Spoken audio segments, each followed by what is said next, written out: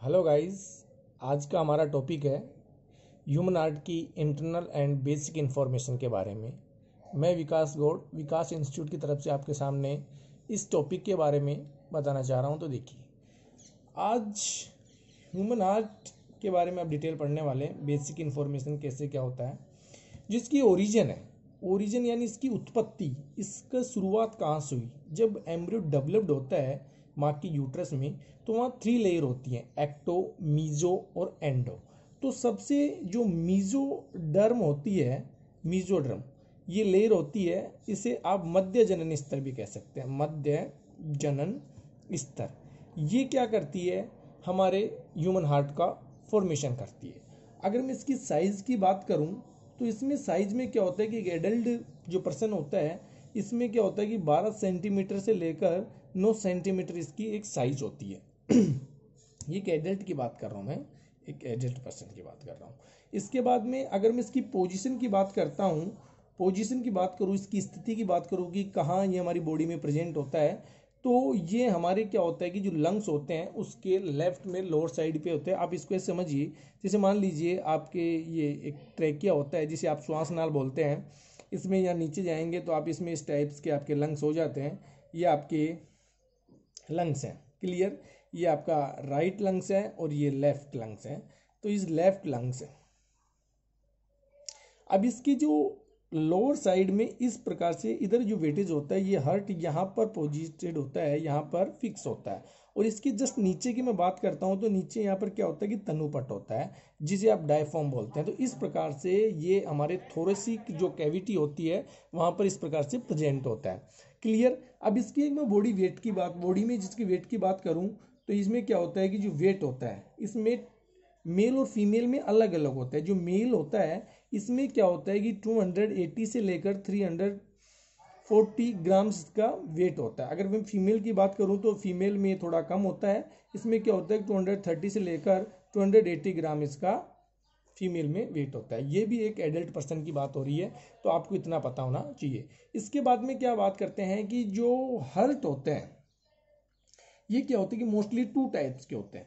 2 types में एक होता है आपके मायोजेनिक, मायोजेनिक, और एक होता है आपके न्यूरोजेनिक।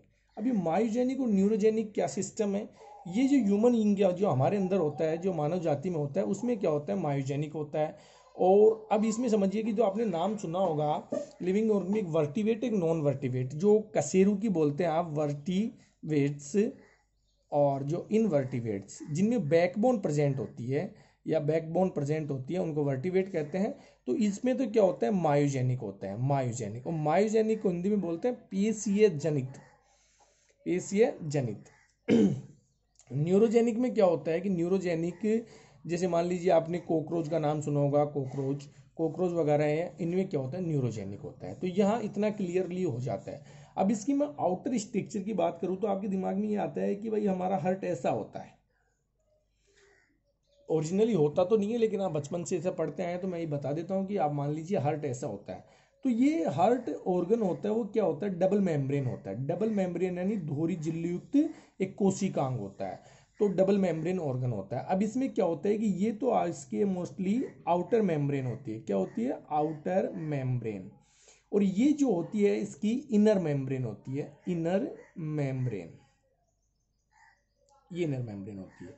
ये आउटर मेम्ब्रेन होती है, इसे आप पेरिटियल मेम्ब्रेन भी कह सकते हैं। क्या कह सकते हैं पेरिटियल मेम्ब्रेन भी कह सकते हैं, और इसे आप विसरल मेम्ब्रेन भी कह सकते हैं, इनर मेम्ब्रेन को। अब इन दोनों के बीच में जो ये स्पेस होता है, ये स्पेस होता है, ये कहलाता है आपके पेरिकार्डियल स्पेस, क्लियर। अब पेरिकार्डियल स्पेस में एक लिक्विड फ्लूइड होता है, इसे आप कहते हैं पेरिकार्डियल फ्लूइड, कार्डियल आप फ्लूइड कह सकते हैं, फ्लूइड कहते हैं। अब ये क्या होता है कि मोस्टली जो मेम्ब्रेन होती हैं वो हमें प्रोटेक्ट करती हैं। ये जो हार्ट होता है इसके इनर वाले जो ऑर्गन होते हैं उन्हें सुरक्षा प्रदान करने का काम करती हैं। ये इस प्रकार से हमारा एक हार्ट की बेसिक इंफॉर्मेशन थी। अगर मैं बात करूं इंटरनल स्ट्रक्चर की, internal structure, internal structure of human heart, clear. तो ह्यूमन हार्ट में क्या होता है कि 4 चैम्बर्स होते हैं। कितने चैम्बर्स होते हैं? 4 चैम्बर्स। 4 चैम्बर्स में क्या होता है कि जो अपर वाले चैम्बर्स होते हैं, अपर वाले चैम्बर्स होते हैं, ये तो 2 अपर वाले चैम्बर्स तो कहलाते हैं ओरिकल। ओरिकल, इस ओरिकल को आप आलिंद भी कहते हैं। क्लियर? और जो लोअर वाले चैम्बर्स होते हैं, लोअर चैम्बर्स, इन्हें आप क्या कहते हैं? वेंट्रिकल। वेंट्रिकल कहते हैं। इस वेंट्रिकल को हिंदी में किस नाम से जाना जाता है? निलय के नाम से जाना जाता है। तो ये 4 चैम्बर्स होते हैं।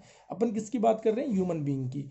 तो अब इसमें 4 चैम्बर्स होते हैं। तो ये क्या होते हैं कि बड़े और छोटे हो सकते हैं। जैसे आपको एक स्ट्रक्चर दिखाई दे रही होगी, यहाँ पर मैं बात करूँ तो ये 4 चैम्बर्स होते हैं। ये अपर वाला चैम्बर्स होता है, ये ओरिकल कहलाता है, और ये भी ओरिकल कहलाता है। अगर ये राइट में है तो ये राइट ओरिकल कहलाएगा, ये लेफ्ट में है तो ये लेफ्ट ओरिकल कहलाएगा, यानी दायां आलिंद और बायां आलिंद। ओके। अब इसके जस्ट नीचे की बात करूं तो इसे वेंट्रिकल कहते हैं। ये राइट में तो राइट वेंट्रिकल और ये लेफ्ट में तो लेफ्ट वेंट्रिकल। अब right Oracle comparison left Oracle के बड़ा होता है, क्योंकि ये जो इस प्रकार से यहाँ पर ये सेप्टम होता है, यानी इसके बराबर में दीवार होती है, तो इस साइड का जो वेटेज होता है बड़ा होता है, तो ये राइट ओरिकल बड़ा होता है लेफ्ट के कंपैरिजन में, और राइट वेंट्रिकल छोटा होता है लेफ्ट वेंट्रिकल के कंपैरिजन में। ये एक आपको मोटा सा आइडिया ध्यान रखना होता है। तो इस प्रकार से क्या होता है कि जो प्रोसेस चलता है हमारा हार्ट में, ये चलता रहता है। अब मैं बात करूं आपके लिए इंटरनल स्ट्रक्चर की बात कर रहे हैं अपन इसमें, तो इसमें क्या होता है कि मोस्टली यहाँ पर क्या होते हैं कि आपको इन दोनों ओरिकल के बीच में एक दीवार या एक पट दिखाई दे रहा है, जिसे आप कह सकते हैं इंट्रा ओरिकल सेप्टम। इसी जो आप ये जो वॉल की बात कर रहे हैं, मैं इसे कह सकता हूं आपके इंट्रा ओरिकल सेप्टम। इसको हिंदी में बोलते हैं अंत आलिंद पट। क्लियर? अब ये क्या करता है कि दोनों ओरिकल के मध्य जो दीवार होती है उसको डिवाइड करने का फंक्शन करता है। ये दोनों को छोटे बड़े में कंपैरिजन करने का कोशिश करता है कि थिन लेयर होती है, जिसके कारण ये क्या करते हैं कि दोनों ओरिकल को डिवाइड कर रखा है। तो इसको बोलते हैं इंट्रा ओरिकल सेप्टम। अगर मैं बात करूं तो यहाँ पर इस प्रकार से वेंट्रिकल के भी बीच में एक दीवार होती है, तो आप इसे भी कह सकते हैं इंट्रा वेंट्रिकल सेप्टम, यानी अंतः निलय पट। ये क्या करता है? दोनों वेंट्रिकल को डिवाइड करने का काम कर रहा है। अब यहां तक तो कोई दिक्कत नहीं है। अब आपने ये देखा होगा कि ओरिकल और वेंट्रिकल के बीच में भी एक दीवार है, तो आप इसे कह सकते हैं ओरिकल वेंट्रिकल सेप्टम।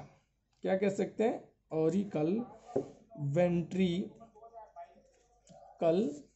सेप्टम, यानी आलिंद। अगर आप हिंदी से हैं तो सुन लीजिए, आलिंद निलय पट। यहां तक क्लियर? अब क्या होता है कि हमारी बॉडी ऑर्गन में इस प्रकार से जो ओरिकल वगैरह जो नीले पट होते हैं, ये क्या एक फाइबर्स टिश्यू के बने होते हैं। ये जितने भी आप पट देख रहे हैं या सेप्टम देख रहे हैं, तो ये आपके इसमें सिस्टम होता है कि फाइबर टिश्यू के बने होते हैं सारे के सारे। अभी डिवाइड हो गई चेम्बर। अब बात करते हैं राइट।